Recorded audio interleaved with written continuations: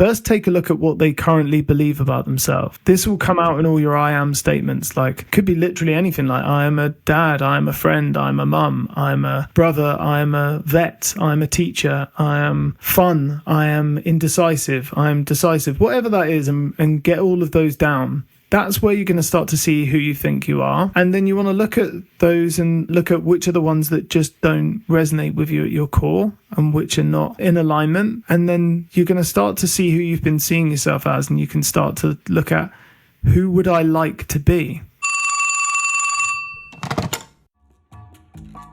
Hello, and thank you for calling the Higher Self Hotline, your direct line to the divine. You've been led here by your inner knowing, and you've arrived right on cue. I'm your host, Zoe Greco, and together we'll make the ethereal earthly, helping you consciously embody your spiritual knowing and most authentic self.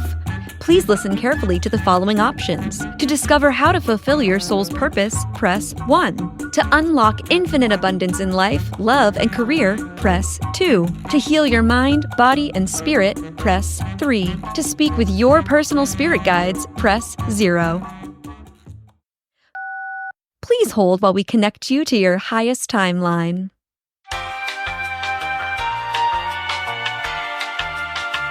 Hello, Divine Darlings, and welcome back to the Higher Self Hotline. I'm your host, Zoe Greco. Thank you so much for joining me today.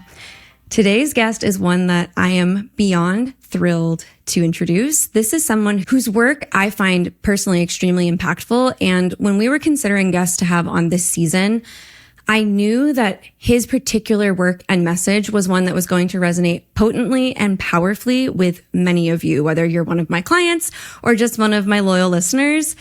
Today's message is one that I know you need to hear. Today, we are joined by Jon Prince. Jon is a former pro poker player turned fully accredited mindset coach, mentor, and creator. He spends his days working with clients from all around the world to help them create the life they want. Jon also creates and shares original content with a following of over 170,000 followers across Instagram and TikTok, and he's the founder of The Perception Coach, where his mission is to help people discover who they are, reach their full potential, and get what they really want in life. Jon, thanks for being here. Thank you so much for having me. I'm really excited for the conversation. You know, your path into this work is so unique. And I feel like a lot of times when I have guests on the show, they are typically people who are now like change makers in the world.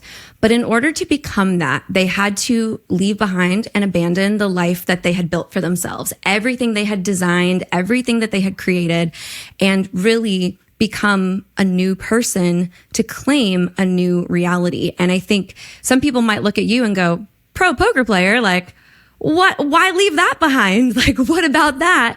You know, were you feeling like maybe wasn't in resonance for you anymore? So I would love if you could tell us a little bit about your path from poker to perception coaching and how you landed where you are today. Yeah, absolutely. I mean, poker was a dream career for me. It's crazy to look back on it because when I first went to university and I studied sport and exercise science, so I really wanted to be a personal trainer. I love nutrition and I kind of got into all of that stuff. And when we were at university, we had a lot of time to kill in the second and third years. So me and a couple of my friends, we'd sit around at home and we'd watch people playing poker on TV with the shades on, and it all looked really cool and exciting. And we really wanted to play. So we would play in our house just for no money, but just for fun. And I got really obsessed with it. And it was like one day this would be an amazing dream to do. And many years later, I became very fortunate enough that I played a lot of poker and eventually got good at it. It took a number of years to get to that point. And I deposited $400 onto a poker site. I got a $100 bonus, so I had $500. And I eventually turned that into $6,000 working over a long period of time. And then I got lucky and won a tournament for $12,000.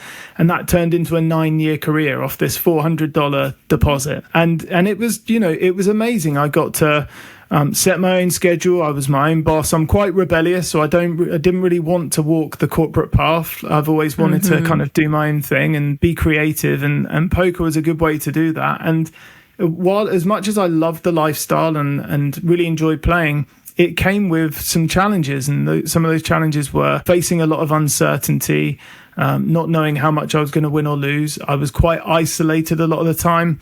Although I'm introvert, I do like spending time with other people, and there was a lot of time with me sat behind a laptop playing. So that came at a cost, and I had to deal with my own thoughts and being inside my own head under pressure a lot of the time. So I battled that. And when I did, I turned to many different tools to understand myself and overcome that. And some of the tools were mindfulness and meditation. Some were psychology based. Some were personal development. People like Tony Robbins and Wayne Dyer really influenced me. And I understood myself and actually came to some personal transformations after lots of meditation, lots of self-discovery work. And at that point, I'd really started to change myself, but something was still missing. And what I decided to do was really shake things up. So I would get out and get into action. So I kind of knew at this point that poker, although it was really fun, it wasn't the path that I wanted to do forever, because I thought if I win lots of money playing poker, that's great, but you only live once and then I'm just going to die. What's the point of all of it? And then when I started to experience some personal transformations, I started to feel really good about myself and like myself for the first time ever. And then I wanted other people to experience this. So I went out and did a lot of challenges to challenge myself, and I tried lots of different things. So when I reached the point with poker that I realized this isn't going to be for me forever, I got into action. So I went and did an improv comedy course for 6 weeks, and that was fun. I tried public speaking, and that was fun as well. Just mixing it up. And then while I was at public speaking, I was talking with a lady there, and I said, look, I've gone through a lot of growth, and I'm wanting to do different things, and I'm on the kind of journey for purpose and discovering purpose. And this lady said, my friend's setting up a charity called The Listening Place. It's about helping people that are suicidal, like you sit and speak with them. And I said, that sounds really interesting. So I messaged the lady that was running the charity, and they put me through the training. And then there was me. I was going to sit face to face with people that were suicidal. And I did. And there was no coaching work, no change work. You just sit and listen to someone's story. And it was transformational for people that come in and share in a space where they can just share with somebody in a safe space, non-judgmental, and have a human being sat with them, really be present with them. And while I was there, something happened in a conversation that really kind of shifted everything for me. So I'd always felt like I perhaps didn't deserve to be on a podcast or in a room or on stage or whatever. And I didn't feel like I deserved to be in the room, like I wasn't good enough. I managed to transform that myself, but I knew what that felt like. And then when I sat down and I spoke with someone, and they told me about all their history, all their traumas, and why they were in such a challenging spot. And they sounded so brave. And then they said to me, I don't deserve to be here. And it just hit me like a ton of bricks to hear somebody say that to me face to face, because I knew it wasn't true. I knew they deserved to be here. And it was like that moment I knew that no one on the planet deserves to ever feel like they don't deserve to be here. They're here for a reason.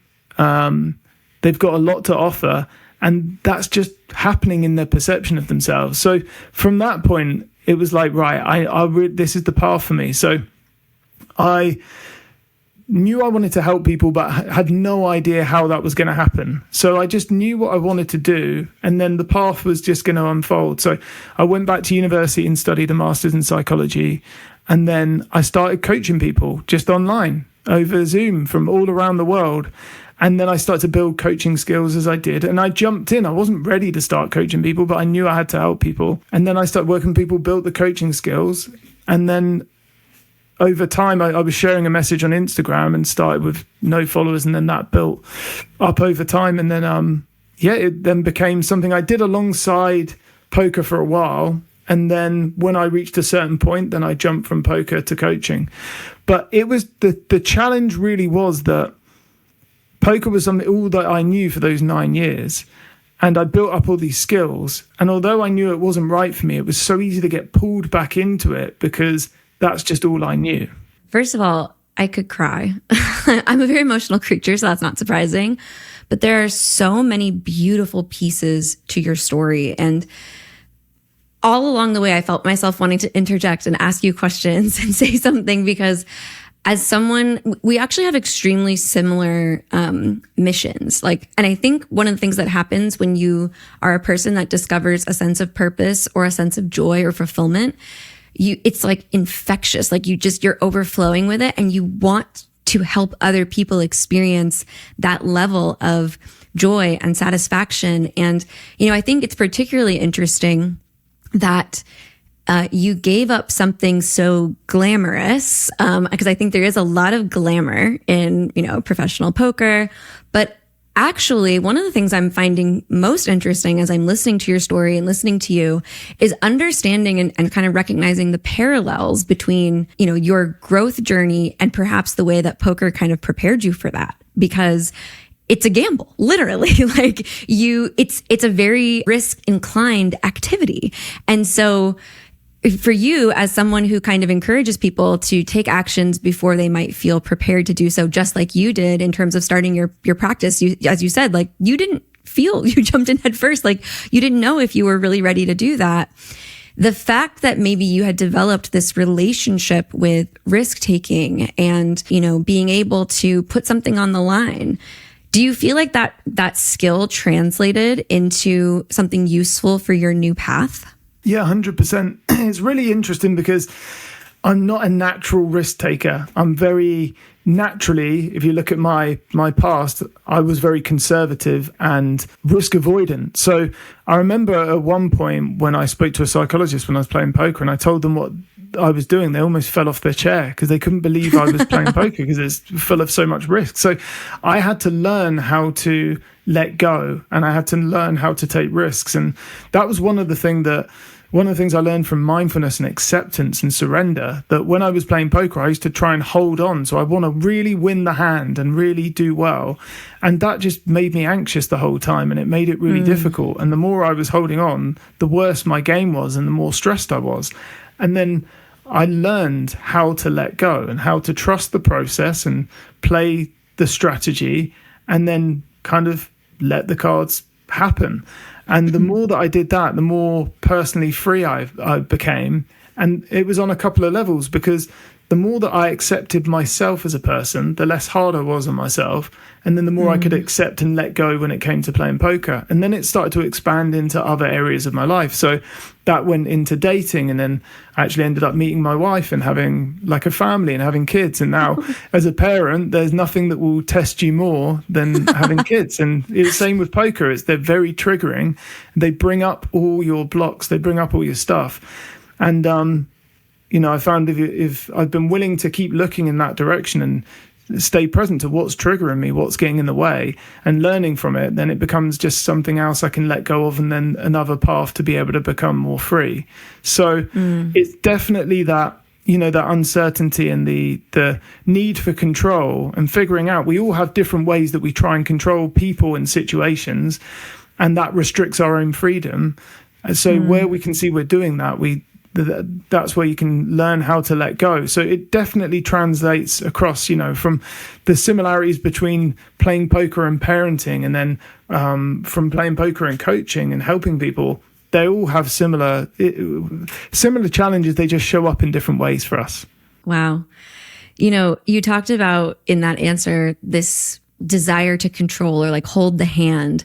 And I recently, because I am a genuine fan of yours, I was recently watching your Instagram, and you were talking about, manifestation and the way that we block ourselves in manifestation. I know this wasn't one of my questions I had prepared, but as you were talking about this, it reminded me of this concept and how, holding on can be so obstructive. And this is actually something that I've really been experiencing in my own life. And I think because I'm in this industry and I do this work and I've been in it for a decade now, sometimes I might get on my high horse a little bit and feel like, oh, I know exactly, I'm so good at this. I know exactly what I'm doing.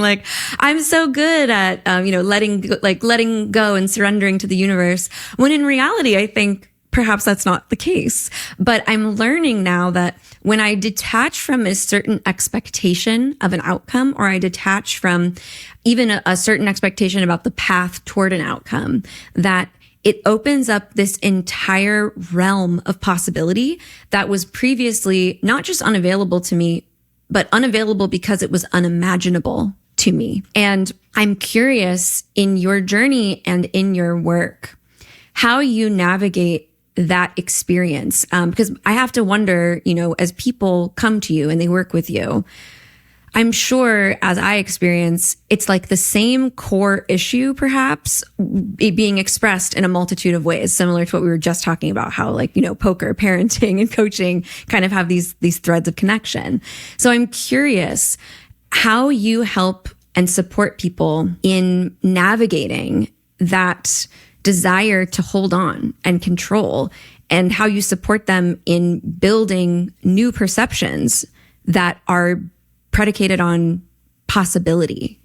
Yeah, it's one of the best things is the role of a coach is that I'm not attached to my clients and their world, and I'm not attached to their outcomes. So when someone comes to me, I'll notice an attachment come up. It might be someone, they're wanting to break up from their partner, and I'll notice whether I've got a yes, you should, or no, you shouldn't, because that's my own judgments and that's my own assumptions. So when I put those aside, I can get really present with somebody and just help them actually figure it out. Whereas a lot of their friends will say, yeah, no, you should definitely leave them, or you should stay. They're just going to project their own views of the world onto that person. And sometimes it's helpful, but a lot of the times it isn't. So me being unattached to their outcome can be really helpful for them.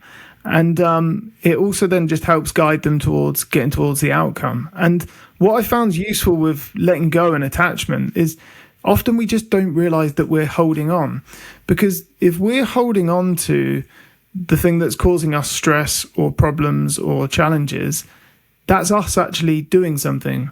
And we can do something different, which is to let go, because we're the one holding on. But quite often when it feels like we're out of control, or situations or people are outside of our control, we don't realize how we're controlling them.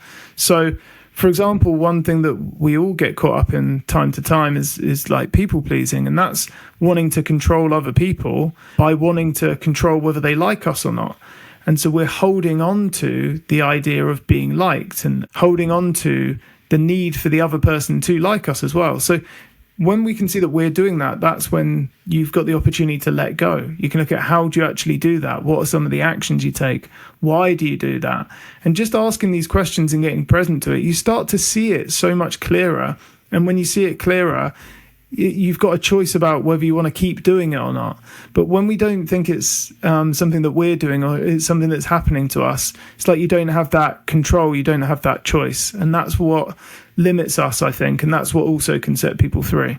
I really love that response. And sometimes I feel like as a professional intuitive, so the work that we do has the same mission, but it's approached in a different way, because coaching often is about bringing people to the answer within themselves. Whereas I sort of act as a mirror and I reflect it to them, and I say something and they're like, I was already thinking that. And it's kind of this validating force. But I think there's something so powerful, and I do miss this because I have a background in coaching as well, actually, but I couldn't stop being psychic, so I just leaned into it. But I think there's something that I miss sometimes about letting people come to that moment within themselves. And I think what you're talking about, this idea of holding space through non-attachment, giving room for the person to come to that answer within themselves versus, the friends that might tell them what to do, or you who might tell them what to do, or me. They really, when they find that answer within themselves, it's just more meaningful, more impactful, and I think easier to act upon sometimes, but not all the time, which is why I'm really, really obsessed with the title of your book, Start Before You're Ready.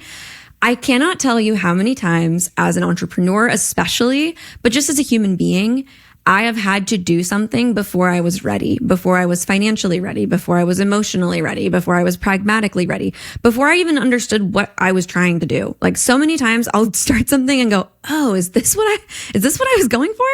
And I think that this is such a core tenet of the most impactful work and the most meaningful, ground shaking transformations is starting before you're ready. So I'm curious if you can talk to us about what inspired this message and this title, and what brought you to feel like these were the words that you wanted to sort of hit people with when they first experience your book. Because that's what the title is, right? It's like this directive. I would love to hear more about that. Yeah, there's a funny story about it, actually, the title. So, but the title that I've landed on and that it is, I do love it. And it really does sum up the mission of the book and what I want to help people to shift. I was speaking a little while ago with Robert Holden, who's like a legend in the personal development space. And he's written a number of books. And I told him the title of the book and he was like, that's when this was just as it was still being birthed.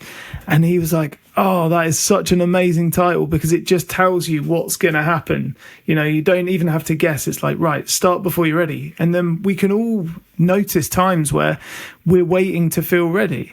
It's that idea that when I have more confidence, then I'll take the step. When I have more money, then I'll invest in certain things. When my fear goes away, then I'll do it. And that day never comes. And then you finally feel ready and you take the step and then you're met with that all again because there's always going to be something new that you haven't done. And especially if we're growing, you're always going to not feel ready for something. The initial title of the book that I was going to go with was Start Badly, because when we're waiting to be ready, what we're really waiting for is to be perfect, right? So do you know what? I'm ready. I'm ready now. I feel perfect. I feel really calm and I feel really confident and I know exactly what I'm doing. And so great. I know I won't fail. So now I'm ready. I'll go take the step. And who's ever felt that way? Maybe for a minute, maybe for a moment here or there. But we don't feel that way before we make that difficult decision. We don't feel that way before we change careers. You know, was I ready to quit poker and go into coaching? I wanted to, I decided to, but I was met with discomfort and different options and challenges. So, but when we start to shift from rather than needing certainty and needing to feel perfect and needing to have confidence before you start, there's a whole different way that we can play the game. And it's very counterintuitive to what is typical for most people. And that's why it doesn't really come front of mind for a lot of us. It leaves us to kind of search for what I call the magic bullet. So like the magic bullet is what marketers dream of, you know, so they go, take my 5-step framework or blueprint and you'll never be anxious again, or you'll always have confidence, or you'll always have this. And I didn't want to do that with this book. I didn't want to sell people on something that's not true, because the reality is that each and every one of us is the magic bullet. So we think, well, when I've got this framework, then I'll have confidence. But we don't realize that you already can just take the step. All of this stuff that everyone's selling you on, you don't need. I think it was Byron Katie that said, like, it's insanity or madness to think you need something that you don't, or that you don't have, right? So, you know, like if right now I'm like, oh, I need a boat, and because I want to go and buy a boat and I have to have it, I'm just not going to be happy if I don't have it. I'm fine right now. And this was one of the, you know, transformations that I experienced personally that set me on the whole journey from leaving poker into going into coaching, was just sitting there and realizing, like, I'm good where I am with what I have, and that's enough. And that moment of discovery becomes like a platform of, now it doesn't matter what happens or where you go or what you achieve, you can just bring that with you. So it's really about realizing you're already ready now, and you don't need the confidence, you don't need the extra resources, you don't need the skills, you just need to take the first step, not feeling ready. And what it starts to break open for people is then, oh, wow, like everything I've been doing up until now is like I'm putting my life into the future and never quite getting there, whereas I can be experiencing it now. So for anyone listening, you know, wherever you're sat right now, it's perfect for where you need to be. And whatever you want to do, you can do. You just realize that you don't need confidence before you start, because you get confidence by taking the steps and getting out there. Think about anything that you're really good at right now, or that you feel competent or ready in. You weren't at some point, and that's okay. And that's the game. So, you know, in the book, what I break down is all of the ways this shows up for us. Many of the challenges like worrying what people think of us and imposter syndrome and fear. And I just shine the proper light on those problems and break it down and offer people practical tools so they can actually put it into action. Because although I'm personally quite deep and spiritual, I also like to make things actionable for people so that they can put it into action and get the results. But that's essentially it, really. You know, first of all, I couldn't agree with you more. There was a million quotes I would love to stick on a t-shirt that you just shared. And you said something that the tenet of my work is you already are. Like whatever you desire to be, you already are. That's why you desire to be it. You just want to be it out loud. And I so often experience people who know exactly what they desire, like so clearly. I mean, I also work with a lot of people who aren't even ready to admit to themselves what they desire, but most times people know what they want, know what they need, but just cannot feel confident to take that first action step, whether it's leaving a partner, they have a million reasons why, financially they can't yet, or pragmatically they can't yet, or because of their kids, or people who, mostly, as I'm sure you probably experience as well. I have a lot of people who wake up in their mid-30s, mid-40s, and they're like, what the fuck did I do? Like, why is this the life that I built for myself? What was I thinking? And they have to undo all the conditioning that drove them to build that life in the first place. And peeling back all those layers, I think sometimes people don't feel necessarily ready to do that inner work either. So for someone who's listening, who is procrastinating out of fear, and I want to just say too, fear is both valid and invalid, right? Like it's okay to feel afraid, but we can't let it dictate our actions or our choices. For someone who's procrastinating out of fear, I'm so curious, or, perfectionism, what is like one practical mindset shift that might help them move forward? Yeah. So when all of us experience fear, and I think the first place to start with it is just to get ruthlessly honest with yourself, because fear shows up in our excuses and it shows up in our, it's just like a mask for it. And they look so real. Like right now for me as a dad with a couple of kids and running a business, the number of times it comes up and it's like, I don't have the time. And it feels so real because I've got a full schedule. Like time is not the same as it was before having a family. Yet it's a fear for me having to set a boundary or move my schedule around or say no to someone or something else, because the time can be created. You just have to move things around. So it looks really real. So the first step is being ruthlessly honest. One of the things I'll share with you, I never shared this before, but when I moved from poker into coaching, one of the reasons why I didn't want to quit poker was because it was such a cool story to tell people when I was at a dinner party or whatever, and they go, what do you do? And I go, I play poker. And everyone would be really interested. Like all the guys would like turn and look at me and ask loads of questions. And I knew that if I quit, I would have to let that go. I'd have to let go of the known of playing poker, but then I'd also have to let that go as well. And that was just my fear, that people wouldn't like me if I did something else, or people wouldn't find me interesting if I did something else. And that fear was real for me because I believed that to be true. So the fear was a belief, and the belief was inside me. So I had to show myself that you can do something different and still be fun and interesting, and just find yourself interesting. So once I got grounded in that, then I had to go and prove that with action. And that's why you're not ready, because you don't know that yet. You have to go out and take the step. So when it comes to perfectionism, really the fear that we're afraid of is the fear of failure. Because if you look at perfectionism, we're trying to do things perfectly. So rather than, what it leads you to do is, rather than preparing, you prepare perfectly. And this goes one or two ways. The first way is you try and prepare so perfectly that you can't fail, that you work yourself into the ground and you've got so much anxiety and stress around it. And then you go do the thing and you don't fail. You do really well. I work with a lot of high performers that reach the top of their careers, really successful, but they're stressed. And it's like they're so anxious because they succeed and then the journey starts again and they have to keep going because they haven't realized that they can fail and still be enough, and they still can fail and still be okay. So that's one path. The other path is you just put it off completely and convince yourself that you don't have the time or the energy or whatever else, or it's not even that. This is the worst. This is the worst. is when we convince ourselves that it's not actually that important. Oof. When it really is. And we say, oh, no, it doesn't matter. It's not that important. And do you know, the worst place we do that is to ourselves. Like, oh yeah, maybe it's not that important that I share that, or it's not that important that I say that or do that.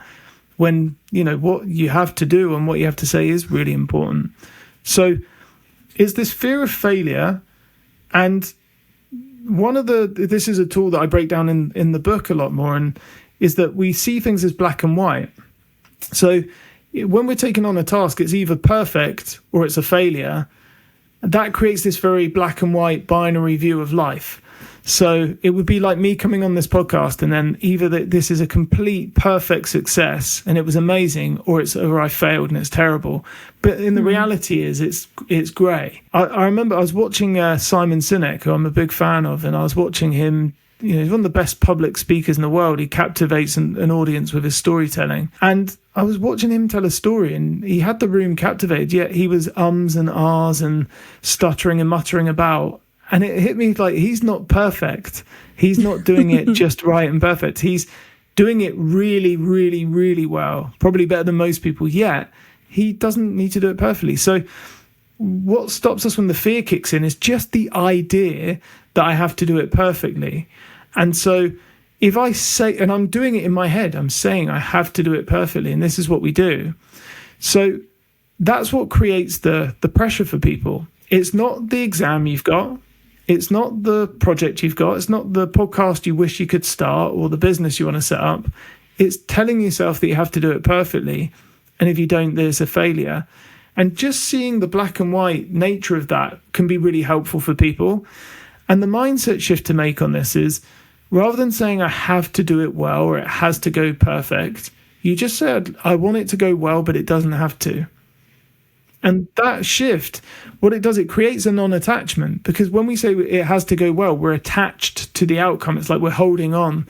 Wayne Dyer always used to say, set goals, but don't marry yourself to them, right? Because the moment we're like attached to the goal, you can't see it. And that's when you mentioned that quite often people will come in, they don't know what their goals are, or they don't know what their dreams are. This is super common, because it's so hard to see a goal that you think you have to succeed at, because it makes most goals impossible. There are so many times that I felt the sting of tears in my eyes as you were speaking, because first and foremost, obviously, as a professional intuitive, I can really relate to that ego response of doing something cool that people like. As soon as I tell someone, I'm getting a haircut, I'm, at a store, whatever, people go, what do you do? I go, I'm a professional psychic. Immediately their eyes widen and they're like, whoa, that's so cool. Oh my gosh.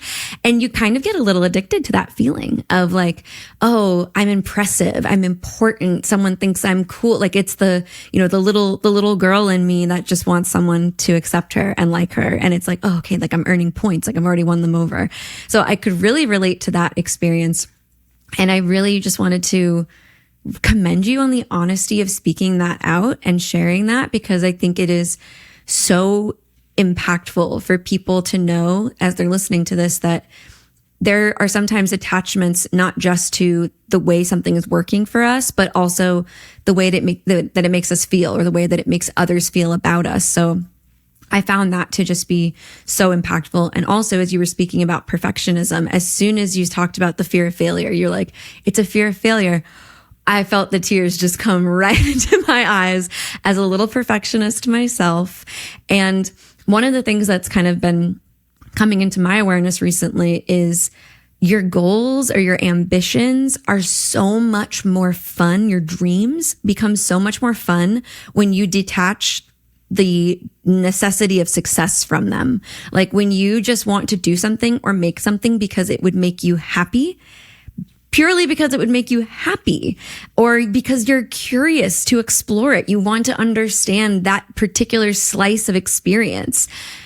Once you can sort of shift your perception into that experience of it, wanting to understand it from just to live it versus to achieve it or to accomplish it or to do it perfectly, it actually becomes so much more fun.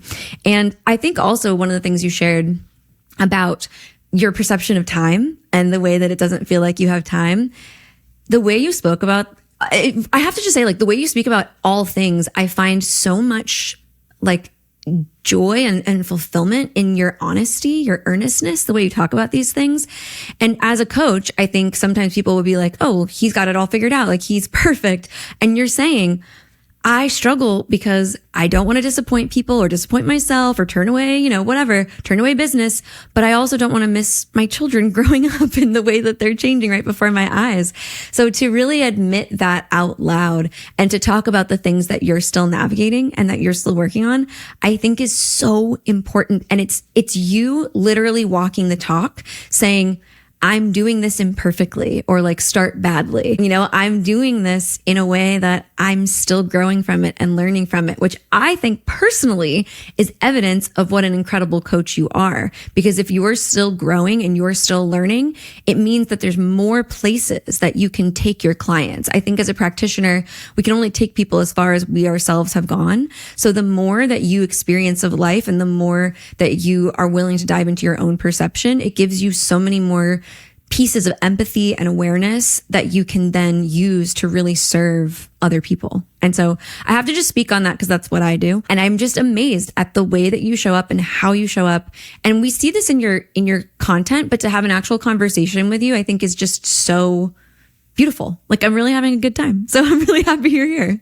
Thank you. I really appreciate that so much. And it means a lot. The thing for me with content is, I love making content. In the beginning, it started as a comfort zone challenge because I wanted to put a message out there. When you really have that shift, or you really have that message that you want to share, and it's so important. I really wanted to, yet it was, I was terrified the first time that I ever put a video out there because I'd never done it. And being on camera and being in front of people, and the thing you're thinking in the beginning as well is like, my friends and family are going to see it. And like, I remember putting it out there and being terrified of like what would happen. And it didn't go down too badly. And then I just kept doing it. But I made a commitment to do a video and a quote every day for a year.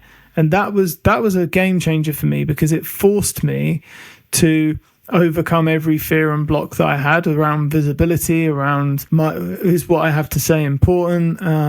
Can I do it? Like on the days where I didn't feel like it, or wasn't in the mood, or didn't have anything to say. And I pushed through all of that. And then what happened after that point is I actually started to enjoy it. And now for me, there's a lot of people that have a business, they don't enjoy posting content on social media or making videos or whatever. And I completely get it. It's just not their thing. But for me, then it became so enjoyable. It was like it's an art form. So I don't do it to get followers or to get clients or anything like that. I do it because I genuinely enjoy it. And it's really fun for me. And it's the artistic side. It's the same with writing the book. It was just purely, I want to share as much like valuable information in a way that's fun for me, and that in a way that I hope is fun for people to receive as well. And that's the goal, and it's just fun. So when you're doing something for that, that's when it's fun. There are times obviously where then I start thinking, how many likes is this going to get, or how well is this going to do? And that's when I find I start getting anxious and I don't enjoy it and it doesn't become fun. And then I have to bring myself back to, why am I doing this? What's important about this? And what kind of energy do I want to bring? And then that starts to shift and open up and everything. And it's a lot more fun. As you're speaking about, you've actually spoken quite a bit about having to build confidence to do certain things. And I found that really interesting because I have had like sort of an opposite experience. In some ways, the things that you've built confidence around, like public speaking or being in front of a camera, are things that I think like I innately was born to do. Like my parents would always say, oh, she was made to, she came out singing, she came out performing, like I was a theater kid. But I remember when I was starting a business, I told my now husband, my then boyfriend, I was like, I'm never going to network. And I was just scared, I was just scared no one would want to talk to me or like would think I was important. And I remember him being like, okay, well, like that's not going to work. You can't never network. And that I was reminded of that because what you're talking about, like creating content from a place of just wanting to genuinely share, is, I think, really a response to this thing we were talking about earlier, where like when you discover joy and like fulfillment, it just pours out of you. Like it's just truly pouring out of you. You're just sharing what you know to be real. And I find that the creators that I love and follow, the most ardently are those who are just sharing their process and sharing their experience, or, sharing the process or experience of those that they're working with, which, is another portal into awareness and opportunity.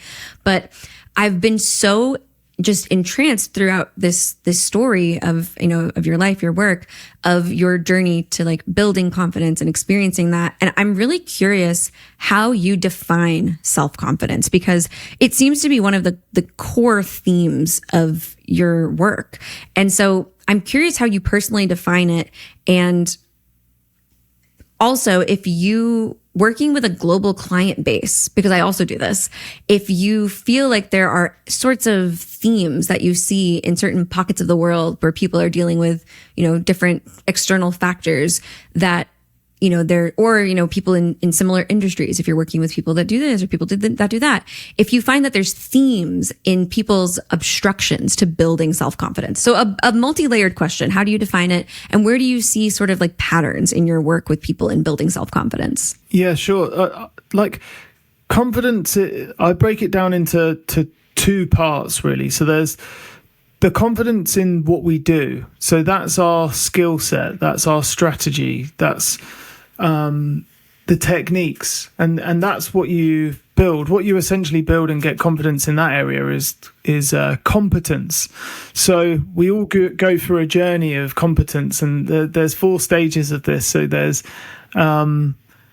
unconsciously incompetent, where we're not very good at something and we don't know that we're not very good at it. And then we become consciously incompetent. So now we're aware that we're not very good at that thing. And we start to realize, oh, wow, I really want to be good at that, but I don't really know what I'm doing and I don't know how to do it. And then we learn a bit about it and we learn some skills, and then we become consciously competent, where now you're actually practicing it, but it's hard work. And at that point, it's really easy during that stage of the game to quit, because you kind of get good at it a little bit, but you might start saying, I'm not a natural, or other people can do this and I can't. But if you really keep going at it at that point, then you reach a point where you get to unconsciously competent, where you are natural at it. And that thing in the beginning you didn't know you even weren't good at or couldn't do, you then become masterful at it. And at that point, it's really funny because imposter syndrome can kick in, because part of imposter syndrome is we think that other people know what we know, or know as much as we know. So this one pops up for me where, I meditated for way over 10 years and thousands of hours, and I've studied it a lot and everything, and I'll be talking with someone and they'll say, oh yeah, I've meditated. And in my head, it will say to me like, oh, so they know exactly the same as you, but it's very different. So it's all down to perception really. But that thing that you're really good at, yeah, we're naturally pulled towards different things, but it takes hard work, and that's competence. So when you're really confident at a skill, you're just really competent. And you'll see some people, they're super shy, and you go and see them in the workplace and you're like, whoa, who are you? Because they're so competent at their job. They can boss people around and do whatever they want to do, because they know they're good, right, at that thing, and they don't question it. That's when you get to that level. So that's around what we're doing. That's confidence in what you do. Then there's confidence in who you are. And that's a whole different ball game. And that's the game I'm really in with people and helping people with, because I can help people with some skills, but that's not what really people come to me for. They come because maybe they are amazing at their job, but then they still just doubt themselves all the time, or they, successful in their career, but then they struggle when it comes to connecting with other people. So the confidence in who we are, that's about who we're being. And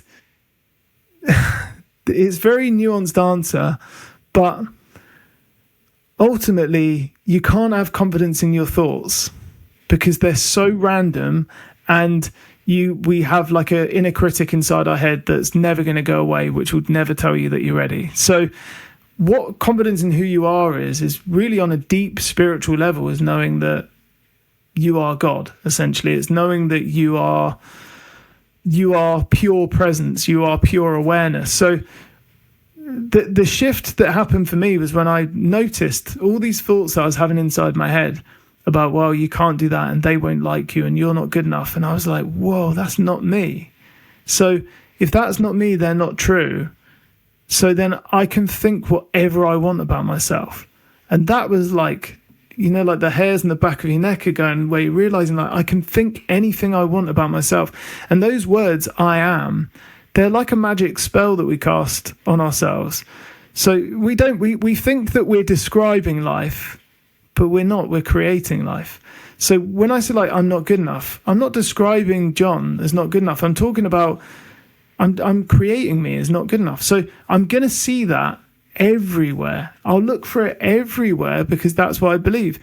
But if I create I am good enough and I am capable at this thing, I'm going to see that everywhere because I'm creating it. So you then really, confidence in who you are comes down to accepting yourself unconditionally, really appreciating yourself. If you really see someone who walks with confidence, they're not excusing themselves, they're not making themselves wrong.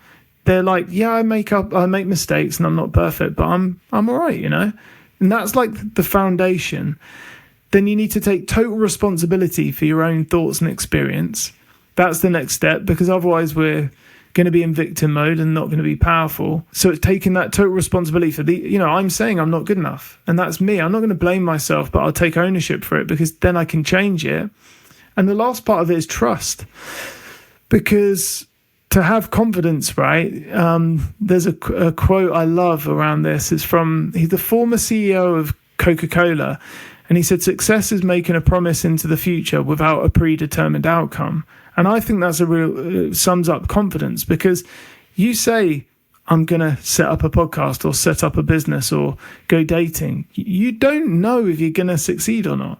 Like, how can you? You haven't done it. But if you make that promise and you believe that you can do it, you have this unwavering faith in yourself, and you build that through action over time. You then see yourself as someone that can take those steps, and that's what self-perception is. There's a whole theory around this, self-perception theory, by a psychologist called Daryl Bem, and I actually stumbled across it, weirdly enough, when I was writing the book. I'd never come across this before, and it's in the later stages of the book, and I came across this theory. And I was like, this is exactly what I've been teaching and coaching on and everything. I'm like, and they've just named it and got evidence behind why it works. And I'm like, because the way you create yourself and see yourself is who you become. And that's kind of what confidence in who you are is. It's like, if you don't think you have it, it's just because you think you don't have it. When we lose confidence, that someone comes on, they're super confident, and then they get rejected, or they have a failure, and like, I've lost my confidence. They just started not believing in themselves or not having confidence in themselves. And you just got to see that that's what's happening, and you can then start to create it again. Again, everything pouring out of your mouth feels so divine. And, I think this is a bit of an abstract concept. And one of the things that I struggle with in my work is like speaking to humans, people who are really human, like truly experiencing humanity, versus people who are experiencing consciousness. And I think like consciousness is where we can kind of grapple with these deeper ideas of like, oh, I am God. Like I am the force of creation, creating myself, creating my life. And I feel personally like there's this threshold between that idea and the idea that like we're shaped somehow by something else, or like we're limited. Like there's this kind of, I think it is like the limiting belief is the threshold. Like once you crash through that limiting belief of, oh, I'm creating myself. Like I am creating this life. Like nothing I do really matters outside of how I experience and perceive it. Truly, there's like a difficulty for people to like, they come up to this threshold and they just go, nah, I don't like, they can't accept that idea or that possibility that like they truly are the creative force behind their own existence. And I just think it's such like, I really experience a difference in people who stand on one side of that threshold or the other. And I just really resonate with your words and your work because you're clearly on the other side of that threshold. Like, you are a person who started deeply in your humanity and was like, what if, hear me out, there's something else? Like, what if there's something more to this? And I just think that is so profoundly powerful. So I know that we are nearing the end of our time together, and I want to respect your time since it is important to you. So I would love to ask you 2 quick final questions. The first being, I know that your mission is to help people discover who they really are. And we know from our work that is a really hard question for people to answer. So I'm curious, what is one question that someone could ask themselves to help discover who they really are, to begin that journey of self-discovery? One simple question. It's a really great question. If I was to give one question to find out who you are. No pressure. Well, first, what I would have somebody do, just if someone really wants to uncover who they are and get clear on that, is first take a look at what they currently believe about themselves. So this will come out in all your I am statements, like could be literally anything, like I am a dad, I am a friend, I'm a mum, I'm a brother, I am a vet, I am a teacher, I am fun, I am indecisive, I am decisive, whatever that is, and get all of those down. That's where you're going to start to see who you think you are. And then you want to look at those and look at which are the ones that just don't resonate with you at your core and which are not in alignment. And then you're going to start to see who you've been seeing yourself as, and you can start to look at who would I like to be. So if you had that question is who would I like to be, that's probably going to start to be more in line. But the one question I would just give people, if they want to just sit with one question and meditate on it and write it down and write all the answers down to it, would just be, if the opinions of other people didn't matter, who would I be? Because many of us have gone through life having to be a certain version, thinking, well, what should I do? Or what would people like? Or what can I do? We spoke before we had this conversation around permission, and it's a big one for a lot of people to, what am I allowed to do? And if the opinions of other people didn't matter, what would you do? It starts to just free you up to explore what's possible for you when you're just free. And that's ultimately who we really are when we're at our best selves, is we're just free and free to be ourselves. Jon, thank you so much for everything that you have shared today. My last question for you is, where can people find you and experience your work or get on a wait list? Like, how can people find you, and where can we buy your book?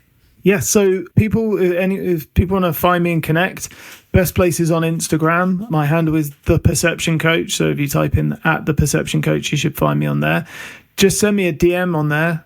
Just message me and come say hi. I'm pretty open to connect with people. People can also check out my website, theperceptioncoach.com. It's got details of where to get the book, but the book's called Start Before You're Ready, and it's available on all major outlets. So literally whatever your bookstore is, whether it's Barnes & Noble or Waterstones or Amazon, you can find it there, both in audio and in a regular book as well. And I read the audio book for this one as well, and I put a lot of love and energy into it. So I'm super excited for people to listen to that and download that energy, because there's the book itself is, I'm a big fan of reading anyway, so reading through it's really fun. But the audio book, I'm putting just that energy into it, so I hope that energy connects with people and they get to experience that. That's so funny. As we were talking, I was like, man, I hope his book is an audiobook, and I really hope he read it, because your voice is so lovely, but your energy is so lovely. So I really, from the depths of my soul, just want to thank you for being here. I want to thank you for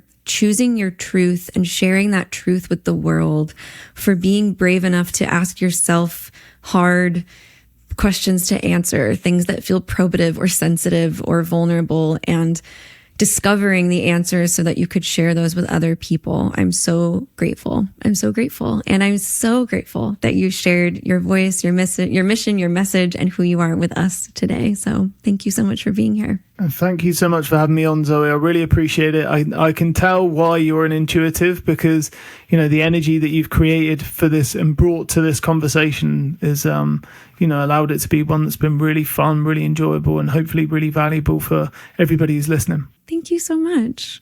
Well, there you have it, blessed babes. Thank you so much for tuning in for another episode. And I would love if we could send this week's subject, Mr. Jon Prince, some love, sweetness, and positivity as he continues to help us change our perception to live our most fulfilling life. If you're interested in being on the podcast, send an email to podcast@zoegreco.com. Connect with me on all socials at @thezoegreco. And of course, I want to conclude by reminding you that you are important, you matter, and you are perfect exactly as you are.